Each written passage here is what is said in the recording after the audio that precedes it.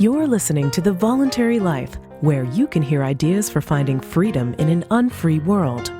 Visit thevoluntarylife.com to connect with the show and hear all past episodes. Here's your host, Jake. Hi, it's Jake here. Welcome to The Voluntary Life. I'm recording this in beautiful Puerto Escondido, Mexico, and there are quite a lot of birds in the trees around me here, so there may be a bit of background noise from the birds and from the street, so sorry about that. This episode is about goals and visions and purpose. How do we identify dreams and work towards following them? How do we change our lives and have direction in life? And I want to talk about this because I think it's relevant for many of the subjects that we cover in the voluntary life: entrepreneurship, personal freedom, really any time that you want to create a better life for yourself. It raises the practical question of sort of how to go about doing that. How do you get that forward direction, that vision, and what are the practical steps that you can take to change your life, really, and to live the life that you want to live? This is something that I think about a lot and that I've done a lot of reading about and work on for myself.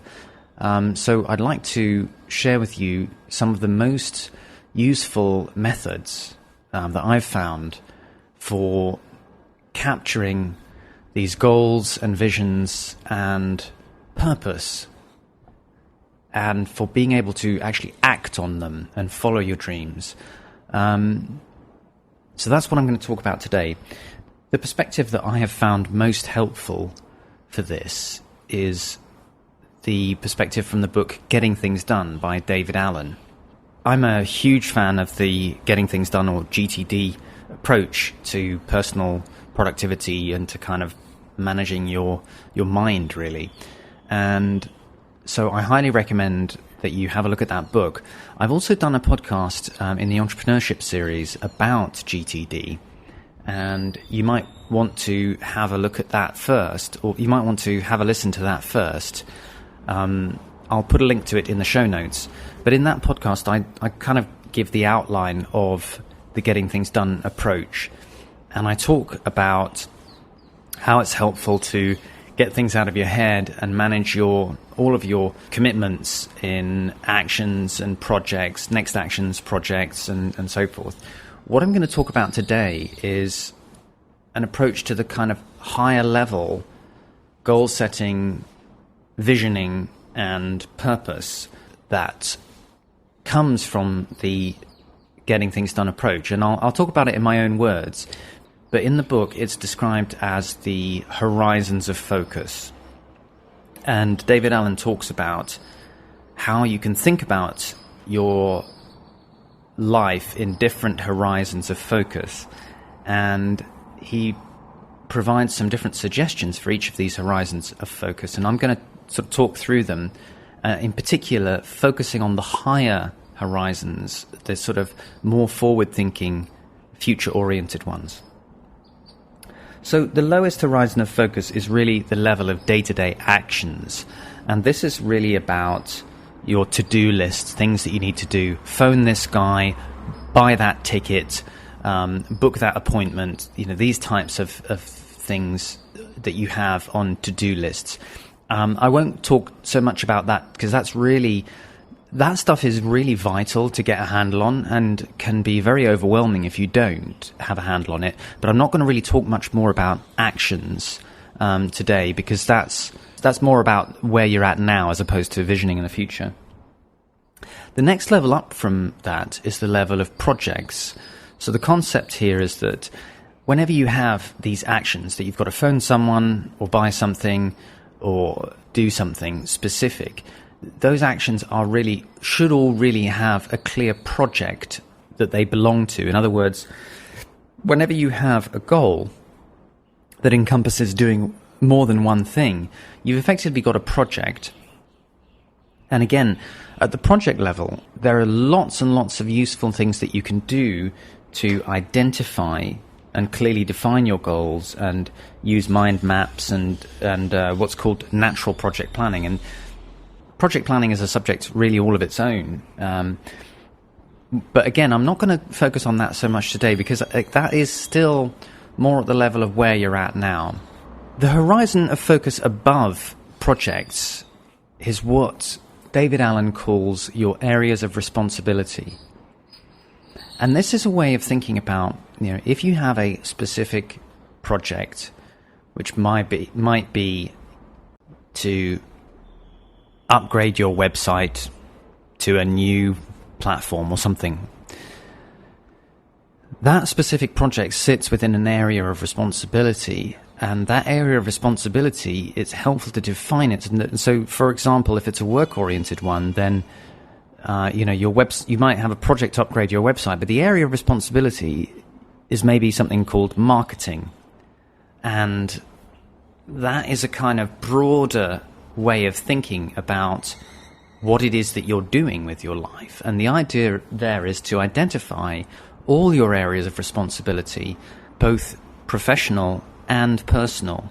So, if you're an entrepreneur, you may have a whole series of responsibilities, because typically you've kind of got your hand in everything, but you can still define them in terms of things like sales, marketing, IT system administration, personnel, and those kinds of things. They're all work areas of responsibility. And you can also have personal ones, like, for example, your relationship, your health, your travel and holidays and so forth. And the idea there is that by defining these areas of responsibility in your life, you can look at what your goals are for each of those areas of responsibility. And that's where I'm going to talk about the first kind of level of forward planning, which is goals. I see goals as things that you can envisage doing within about the next year. And in general, I see them as things that you can pretty much imagine the way that you're going to get there. You kind of can imagine what it entails. You need to work out the details, but it's pretty tangible when you make a goal, how you're going to get from here to there. In fact, that's one of the things that makes a good goal. In terms of methods for goal setting, I find it really helpful to look at each of my area of responsibility, both personal and entrepreneurial or professional, if you like, and to look beyond all my existing projects and think, what do I want from this aspect of my life? So, for example, what do I want from my health or my relationship or marketing or sales or IT system admin, whatever it is, and to look beyond the existing projects. And it can be very helpful to do things like mind mapping. If you don't know what that is, it's worth Googling it and looking it up. It's a really useful tool for thinking about this. And to do things like journaling, just writing down everything that comes to mind for you. But what I do is basically in each of my areas of responsibility, I list out all the goals that I'm considering and that I want to achieve. And then what I do, if I commit to those goals, the way it works for me is I make a project out of it. That for me is when I know that I've got a clear goal that I'm working towards, is that I have made it an active project and I've defined that project as something that has a clear outcome. This is what I want to achieve. That's the goal, if you like. And it's also kind of the definition of the project. And I also have a timeline of when I want to achieve that by. And obviously these things can change and it can be updated and so forth. But that's really how I make goals tangible for myself, so that they become active projects. And I've been working with that sort of approach for many years, and I find it incredibly helpful in terms of my own clarity about what it is I'm trying to do and my own productivity in terms of actually getting things done. The level above that is the level of vision for your life. And David Allen talks about this in terms of where you want to be in 5 years, where you imagine, your business going or your personal life going, where you want to be longer term. It took me a long time to really be conscious in my own mind about what makes vision so powerful, and what the difference between having a vision and having goals is. And it's not just that they're looking to further in the future, although that tends to be the characteristics, as you're talking about 5 years out rather than within the year. But the really key thing for me about having visions is it's about allowing yourself to have the courage to dream about something that you have no idea yet how you're going to get there. And there's a great quote by Henry David Thoreau where he says, "Do not worry if you have built your castles in the air. They are where they should be. Now put the foundations under them." And I think that's a wonderful quote, and what it really says to me is that the thing about visions is if you have the courage to just imagine what you want your life to be about in any particular area. For example, imagine working for yourself, imagine living in another country or something like that. Even if you have no clue as to how you're going to get to that vision, it gives you a starting point that you can then actually explore and build towards. And I've found it to be a really, really powerful exercise to get in touch with, creating visions for what I want my life to be like and where I want to go in my life. I think what stops a lot of people from having dreams and from admitting their dreams to themselves is that they are afraid of admitting a dream if it's still very unclear how on earth that would be realized. It's almost by definition impractical.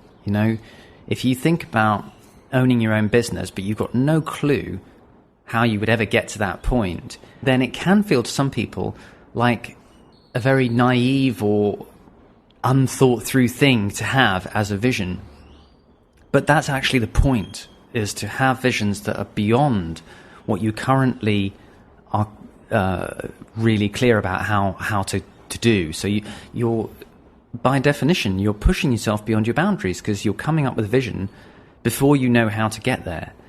And that really gives you something to work towards. And when you're able to admit that vision to yourself, you really can find ways to get there, and you will surprise yourself as to how your imagination then kicks in. And if you've got the vision, you can start thinking, oh well, okay, I want to work for myself, I want to be my own boss, I want to own my own shop, I want to do whatever it is that you want to do. You start thinking, well, how on earth am I going to get from here to there? Now, I'm going to suggest a few exercises that I've found very helpful in terms of visioning. One is to create vision boards. And these are essentially just collections of pictures of what something might mean to you. So, for example, for each of my areas of responsibility in terms of my relationship, my friendships, in my work life, my writing, podcasting, other entrepreneurial ventures, and if you own your own business, these might be things like marketing, IT, personnel, whatever it is. You can create a page of pictures for yourself, which gives you a sense of the kind of thing that you're dreaming about. If you think about your friendships, what pictures would represent for you the kinds of friendships that you want to foster and nurture and develop in your life? If you think about your relationship, what pictures would work for you? I do this in Evernote. I found it a useful place that I can just dump things. You might like to do it in your own private journal or whatever, or on paper, a scrapbook, whatever works for you, basically. But it's a very powerful tool. Another tool I find incredibly powerful is mind maps. This is actually, I started using these long before vision boards, and I use them for projects as well. Again, have a look up mind maps if you haven't heard of them, but they're basically pictures where you draw a word in the middle and put a circle around it, and then you do a little spider diagram where you link off to what you associate with each of those, with the thing that you're thinking about.